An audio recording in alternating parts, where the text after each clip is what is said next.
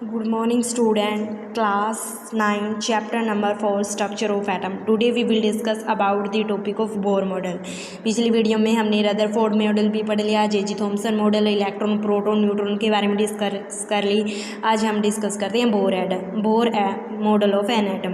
Bore ने क्या बताया था कि कोई ये क्या है, ऑर्बिट्स बने होते हैं। ये जो सर्कल शेप बने हुए हैं ये क्या है, ये पहला ऑर्बिटल है, ये दूसरा ऑर्बिट है। तो इसने क्या था, ऑर्बिट्स के बारे में इसने बताया था कि जो ये बीच में न्यूक्लियस होता है, तो न्यूक्लियस के जो बाहर है वो रिवॉल्व करेंगे, इसके अंदर रिवॉल्व करेंगे वो तो होता है इलेक्ट्रॉन। और जो ये आपको सर्कल शेप दिखाई दे रही है ये ऑर्बिट, तो इसने बताया था कि only certain special orbit known है। इनको जो ये ऑर्बिट्स होती हैं इसके अंदर क्या है, बार क्या होती हैं, इलेक्ट्रॉन्स क्या है, रिवॉल्व करती हैं। ठीक है, उसने बस बोर मॉडल ने यही बताया था कि बीच में न्यूक्लियस होते हैं, इसके बार रिवॉल्व कौन करेगा, इलेक्ट्रॉन।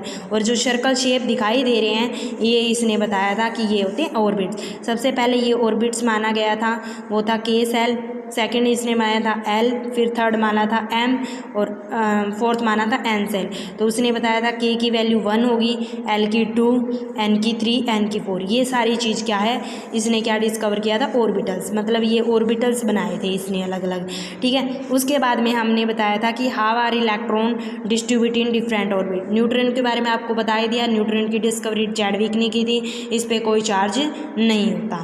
ठीक है, उसके बाद में इसने क्या थी कि ये फॉर्मूला लगाया था, ये इसने फॉर्मूला बताया था निकालने के लिए 2n²।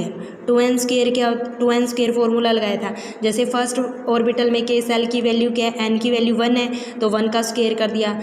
एल के सेल के अंदर क्या है 2, एन की वैल्यू 2 है तो 2 रख दिया। अगर हमारे पास 3, एन की वैल्यू 3 है तो 3 है। मतलब इस फॉर्मूले में आप जैसे ही के एल और एम की एन की वैल्यू पुट अप करोगे तो हमारे पास ये वैल्यू आ जाएगा। तो ये कहना चाहता है कि जो हमारी वैल्यू बनती है इस तरह से इलेक्ट्रॉन फील्ड होंगे 2, 8, 8। मतलब ये कहना चाहता है कि पहले वाले में कितना आएंगे, 2 इलेक्ट्रॉन, उससे अगले में 8, उससे अगले में 8 इलेक्ट्रॉन्स आएंगे। ठीक है, तो उसने लास्ट बात ये भी कही थी कि जो मैक्सिमम नंबर ऑफ इलेक्ट्रॉन है वो 8 आ सकते हैं। 8 से ज़्यादा हो सकते हैं पर 8 इलेक्ट्रॉन हो गया तो हमारा ऑर्बिटल कंप्लीट हो जाएगा। तो ऑर्बिटल कब कंप्लीट होता है, जब आउटर मोस्ट इलेक्ट्रॉन कितने होंगे, 8। उसके बाद में हमें क्या है, वैलेंसी निकालनी आनी चाहिए। वैलेंसी भी बहुत इंपॉर्टेंट है। वैलेंसी सिंपल सी चीज़ है, जैसे हम वैलेंसी निकाल के देखते हैं कार्बन की। आपको ये सारे एटॉमिक नंबर पहले याद रखने पड़ेंगे, पहले ये अपने आप याद कर लेना। तो वैलेंसी निकालना सिखा देते हैं। कार्बन का जैसे एटॉमिक नंबर है हमारे पास 6, कितना है 6। तो हमने क्या पोजीशन बनाई थी 2, 8, 8। ये कहाँ से आई आपको पता है, 2, 8, 2, 8 है। यहाँ से 2n² में पहले 1 की वैल्यू पुट की तो 2, उसके बाद में एल में 2 वैल्यू पुट की तो 8 और एम में 3 वैल्यू पुट करी तो हमारी 18। वो हमने इस फॉर्मूले में पुट करके क्या है, हमने के एल एम एन की वैल्यू पुटअप की है। उसके बाद में जैसे कार्बन 6 है, 2, 8, 8। तो कार्बन क्या है, पहले में कितने आएंगे 2 और फिर कितने, इसमें 8 आने चाहिए। तो हमारे पास है तो टोटल 6 ही, कितने आ जाएंगे 4। तो इसकी वैलेंसी कितनी होती है 4। कितनी वैलेंसी होगी 4। अगला देख लो, जैसे ऑक्सीजन का एटॉमिक नंबर जैसे 8 है तो हमारे पास क्या पहले 2 है, 8 आने चाहिए। यहाँ पे कितने आएंगे, हमें टोटल करना है सिर्फ, हमारे पास है तो 8 ही, तो हमने तो 8 ही भरनी है, ज़्यादा नहीं भर सकते। जैसे इसमें 2, 4, 6 हो गए, इसमें कितना बढ़ेंगे 6। ठीक है, तो 6, 7, 8। ठीक है, तो इस तरह से क्या है कि हम इसकी क्या है वैल्यू निकाल सकते हैं। ठीक है, अब इसके अंदर क्या है, अब जैसे देखो कि वैलेंसी, ये भी याद रखना कि वैलेंसी क्या होती है, या तो 1 होगी या 2 होगी या 3 होगी या 4 से ऊपर कोई वैलेंसी नहीं होगी। जैसे इसके अंदर तो क्या है 6 आनी चाहिए वैलेंसी, पर इसका मतलब 6 नहीं आएगी। आपको ये पता होना चाहिए कि आउटर मोस्ट ऑर्बिटल में इलेक्ट्रॉन कितने आने चाहिए, 8 से कम कभी इलेक्ट्रॉन नहीं होने चाहिए। तो आउटर मोस्ट ऑर्बिटल में कितने इलेक्ट्रॉन होते हैं 8, और यहाँ पर हमारे पास कितने हैं 6। तो 8 में से जब 6 माइनस करेंगे तो हमारे पास 2 आ जाएगी वैलेंसी। ठीक है, अगर हमने क्या है मैग्नीशियम की निकालनी है, मैग्नीशियम का एटॉमिक नंबर क्या है 12, 2, 8 हो गए, 9, 10 और 2 रह गए, तो इसकी वैलेंसी कितनी आ जाएगी 2।